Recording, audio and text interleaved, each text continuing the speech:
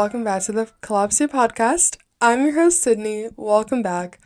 I would like to formally apologize because I have not made a an appearance in 2 weeks, and that's because I got so ill. I got so ill that it made me rethink all of my previous illnesses before.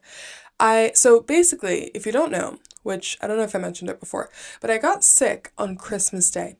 And I got sick, but it was essentially like my sinus issues. Like, if you don't know this about me, I have chronic sinus issues, like chronic congestion issues. I don't know what it is. I don't know what disease it is. Every time I go to a doctor, they're like, I don't know, like, you're sick, like, take this, take that, like, do the salt water like drip thing through your nose. Like, they're like, I don't know how to help you right now. So that's been my reality like all of my life, right? So when I get sick, it's like this 3 day like illness that it will only really last 3 days, and it's like predictable. Like, I can predict every symptom I'm gonna feel, and I know how everything's gonna manifest. I know like how bad it will be, like all of these things. Like, it's so predictable. And that's always been the way that I feel like when I'm sick. And the same thing happened again when I got sick on Christmas Day. And I was like, well, this is horrific timing, but like, you can't plan these things. But then I came home and I recovered. I recovered, right? But then I came home, school starts back up again. I'm stressed. I'm like, why am I so stressed? Like, I never get this stressed about school. Like, I don't know why I am so stressed. Like, it's my last semester. It shouldn't even matter. Like, where's my senioritis? Like, let's bring it in. Like, let's bring the senioritis. I don't need to care this much. It's my last semester. Like, I can relax. But I was so stressed. And then day 3 comes around and I'm like, I am ill. I am very ill, actually. I cannot function. I cannot go to class.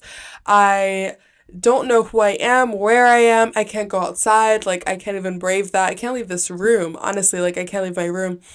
I was so sick, and I'm like, what is going on? Like, what virus have I caught? Like, what have I been experiencing, like, up until this point? Because I've never felt anything like this before. I slept like 15 hours that day, like all put together, like 15 or like 16 hours. Like, I slept so much. It was insane. And right before I got sick, I was so tired. Literally have never been this tired before in my life.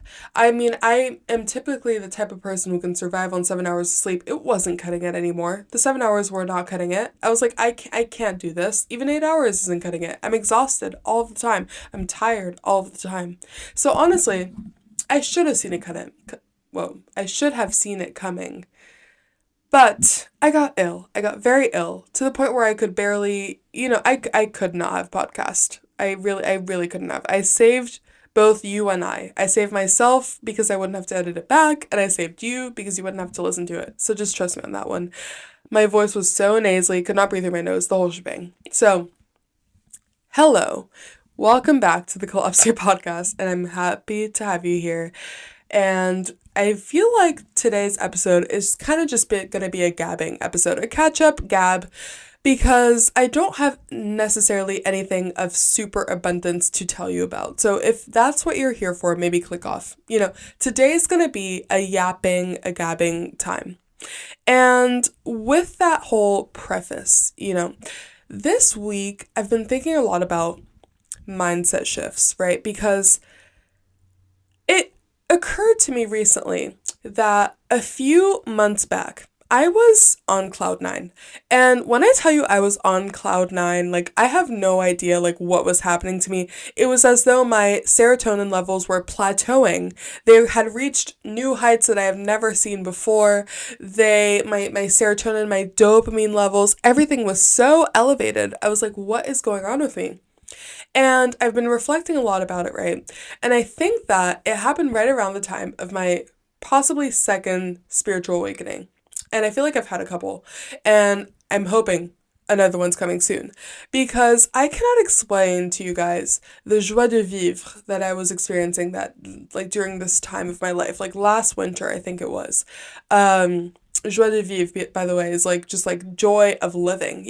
I was happy to be alive. Every time I woke up, I was like, it's a beautiful day to be alive, every day. Like, I was so happy. Like, I was so happy with myself, with my life, even though everything was going to shit, mind you. Like, everything that could go wrong was going wrong in my life. Like, everything was going so bad, education wise, financially, family, everything was going so badly, honestly, so badly.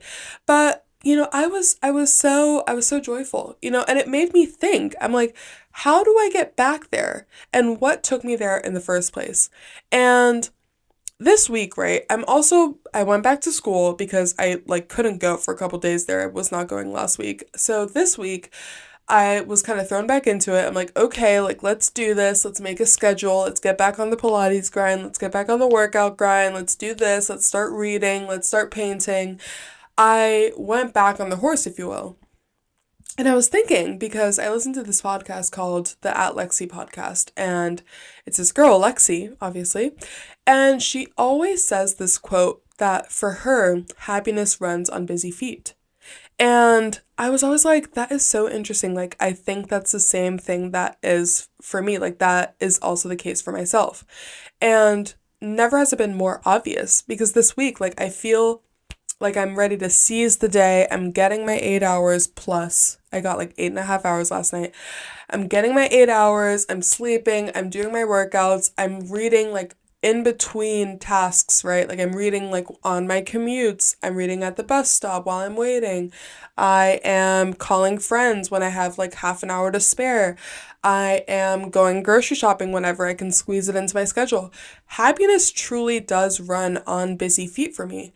And it's so interesting to think about that because when I find myself with ample amounts of time to just ruminate, I do nothing. I don't know what it is. If I have tons of time on my hands, I will do absolutely nothing. I will spend hours rotting on my phone. I don't even know where the time goes, but if you throw me a stacked day, like a busy, busy, busy day, I will be on cloud nine and I'll get everything I need to get done. I'll have called the bank. I will have called my friend. I will have read 50 pages that day. I will have worked out that day. I will have showered that day. Maybe even throw laundry in there that day. Like, I will be able to do everything if I have a busy scheduled day. And what the psychology is behind that, I do not know. I don't know if it's because I'm a Virgo, routine person. I don't know why slotting things in and finding time for things is so satisfying to my brain. But if I have free time, free day, I'm disappointing myself immediately. So I've been thinking about that whole concept, right? Of like what made me so ecstatic during that time in my life, which also, mind you, that was during my gap year. Like, I was unable to go to school at the time. I had tons of time on my hands. I mean, I was working full time, but I started the podcast. That was one thing that came out of it because I had all of this time, right, to research, think, do all these things. I'm like, why not just start that podcast I've always wanted to do? So that became the birth of this, right? And then this week I'm thinking about how happiness really does run on busy feet for me. And I'm like, what is the common denominator here? The common denominator is my mindset, and it's my mindset to produce, which is it's just like you've got that momentum. And it really made me think about how much your mindset plays a role on your reality. And like, of course, like we know this through manifestation, we know this through, if you want to start a new routine, like you get started, then you keep going, you build that momentum and, having that kind of mindset that's like, I'm able to achieve this, I'm able to achieve this, I'm able to achieve this, like that's going to get you there. But I don't know if I've spoken about the impact of having that kind of go, go, go mindset. Because I also think that it has a lot to do with where I grew up and the kind of setting I grew up in. So I grew up, in the suburbs of New York for most of my life, but I spent my formative years, is what I like to call them, in New York City. And I really do think that this kind of shaped the trajectory of my productivity in life. And when I went to school in the city, right, I would wake up at 6 a.m. Well, no. So I went to school in the city while I was living in the city. Then I moved back to the suburbs, but continued to go to school in the city. So I would have really stacked like back to back to back to back schedules like each day. I'd wake up like really early, like 6:20 a.m. for like my 8:20 a.m. like school start, but I'd have to make it out of the house by 7, make the bus at 7:05, often missed it, but often didn't. It was like at 7:04. Sometimes we'd leave the house at 7 a.m. I'd be like rushing my mother. She was like, "Don't rush me." I'm like, please don't make me miss the bus. Like I can't, or train. Like I can't miss the train. But like I couldn't say anything of the sort because she'd rip my head off. Like actually, like it's my fault that we were leaving so late. So I couldn't say anything. So I was just sat there like stressed. I'm like, okay, like I need to make it. Like I need to make it.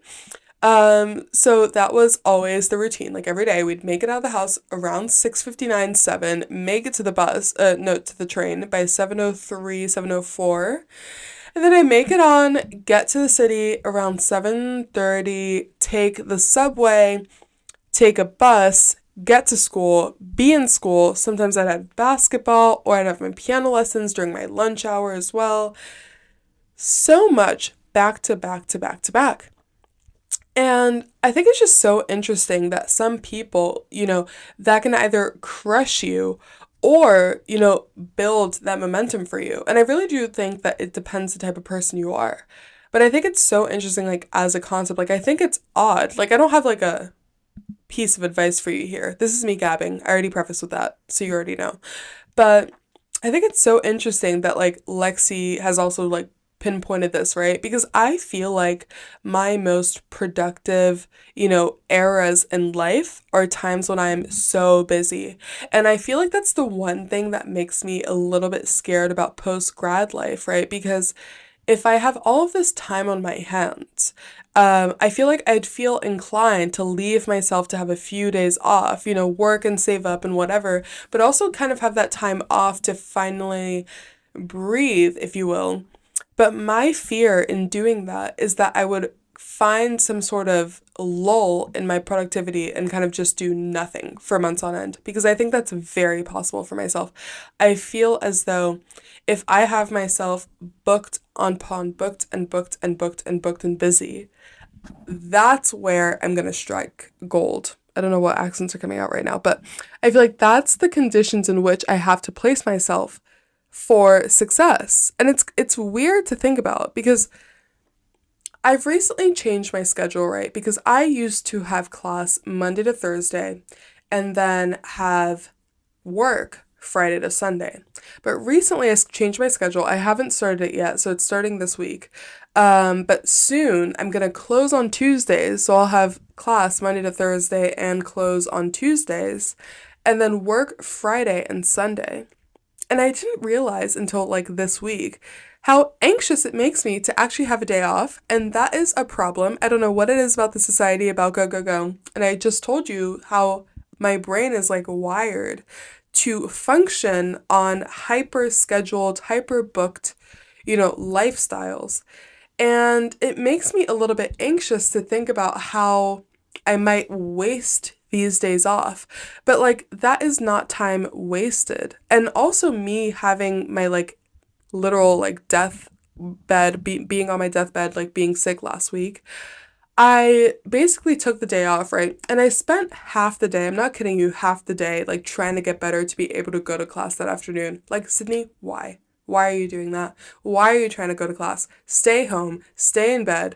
There's a reason why you can't go to class is because your body is telling you to stay in bed and rest and not spread whatever disease you have. Like literally, Sydney, stay home. Like that's what my body was trying to tell me. And I'm like, no, like I need to get better. Like I'm like chugging Gatorade, I'm like sleeping, taking naps, like drinking all this water, drinking all this tea, trying to eat. Like I'm like, no, I'm gonna make it to my class because I'm in this graduate class this semester and it's been stressing me out because I've never been in a graduate class. But I'm like, Sydney, like you've got to do this. Like you've got to make it to class. Like you can't miss it. But it was day 2. Day 2. Also, just ignore this hand. If you're a listener, you won't be able to tell. But on YouTube, I can't make a peace sign with this hand. I don't know what it is. I feel like I've talked about it before. I think I have nerve damage or like underdeveloped nerves, like a normal peace sign, and peace sign with my left hand. I'm at full capacity, full elevation it just won't go. But anyway, I basically spent the entire day like forcing myself to improve my health in order to make it to class. Like, Sydney, why are you doing that? Like, why is that the case? Like, just relax. Just relax. But I think it's really interesting. But something else that's been on my mind right this week is I started reading this book called The Four Agreements, and I've heard tons of things about this book. So many. And I finally picked it up. I had like an evening off and I was walking around, went to Trident. If you're in Boston, check it out. Shout out. But I got this book. Here it is for the viewers. And it really got me thinking on this whole mindset, right? And thinking about my just ignore that I did that.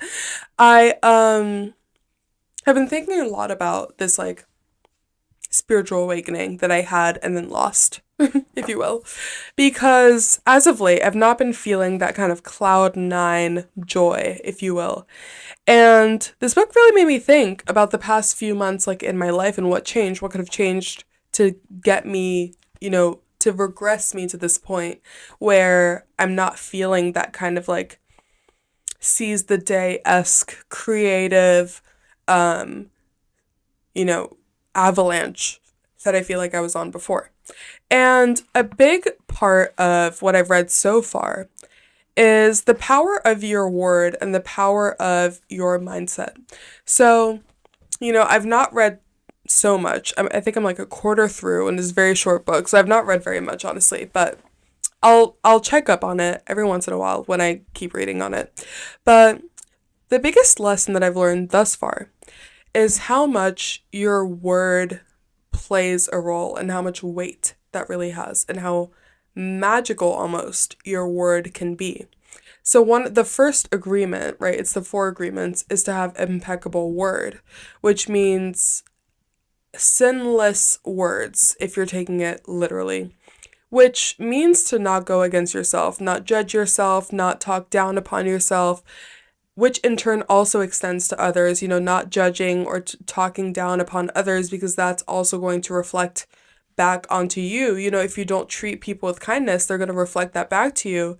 So honestly, talking badly about others is a form of self-harm, is what this guy is saying. And I agree with it. But it made me think about this situation I felt myself in a few months ago where I had a severe disagreement with somebody in my life to the point where I barely recognized myself. I was so angry. I was seeing red, like when it came to this person, to the point where I was disgusted, like with my own thoughts. I was like, I have not felt this level of hatred and anger towards a person possibly in my 21 years of life. Maybe this one girl in middle school in elementary school, she was my enemy, my one and only enemy. Perhaps the first, and now the second. But anyway, that's besides the point. I was so angry and was talking so badly about this person, not necessarily to her face, but like in my head. And it was reflecting, it was honestly, it was self-harm. Like I could feel my energy, like myself suffering from how much anger and hate I was holding towards this other person. Not to say that it was unwarranted, like there was an extreme situation that happened and I was like, what the hell? But it really got me thinking on the power of your word and the power of, emotions that you hold towards other people. Because we're kind of taught, to treat people with kindness, like obviously, like of course you want to do that. You want to be the bigger person.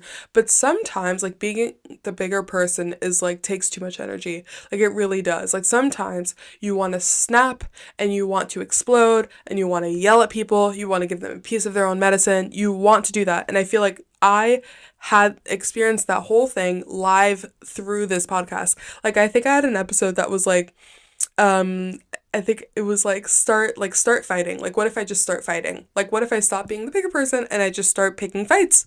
Like I think I had an episode like that. And guys, I was going through it. Like I was so angry with this person. I was like, I cannot handle it. Like I need to explode. I need to actually get in the ring and punch this out because I need to not have this negative energy upon myself. And so that was definitely difficult to get through. But I don't think that I realized the extent to which it was pulling me down energetically until I kind of came out of that anger spiral.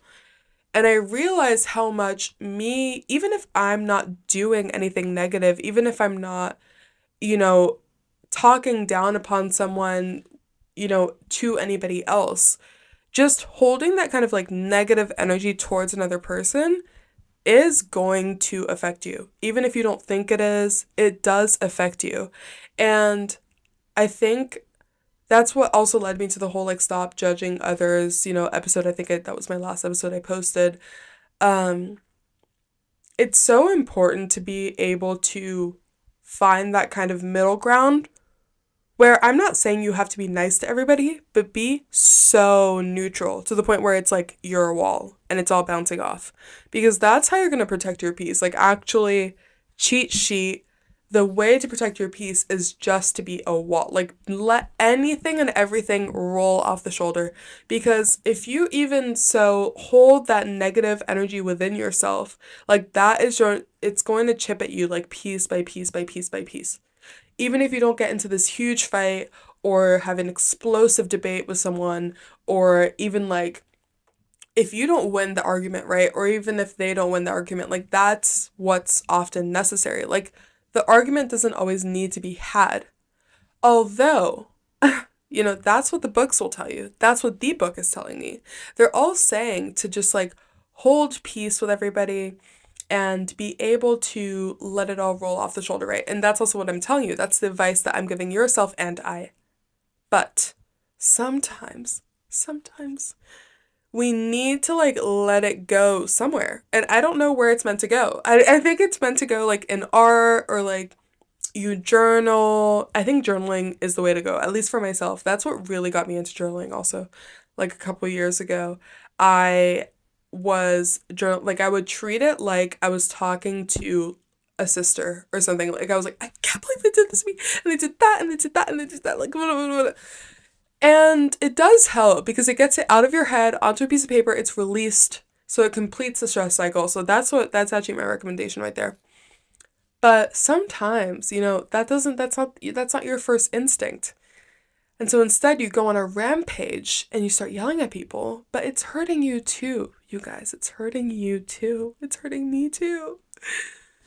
So 2024, we're going to try to be that wall, let it all roll off our shoulder, and protect our peace. Honestly, protect our peace.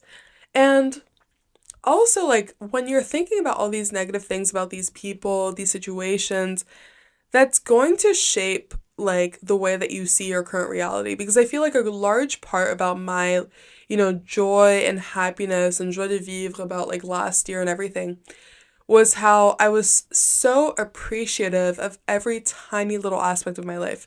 Like if I bought this mic, right? Like I bought this mic last year. I was so excited about it. Like I was so happy to have this little mic, and I'm even just like the little filter on the top like made me so happy because I used to have this tiny little handheld microphone. So like it made me so happy to have this mic, and even say like my iPad that I'm filming on right now, which I still don't have the camera battery for the camera that I said I would record the podcast on, but that's gonna happen eventually, you guys. Like, don't you worry, it's going to happen. But me buying the iPad, I was so joyful like to be able to have bought it.